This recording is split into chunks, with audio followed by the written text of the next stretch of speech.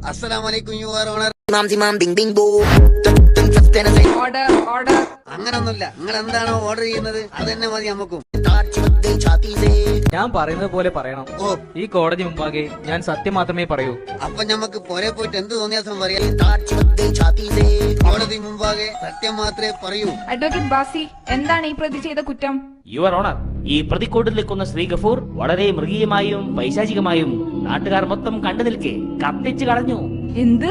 ഒരു ബീഡി. പൊന്നു മോനെ, അറിയാണ്ട് വലിച്ചു പോയതാ.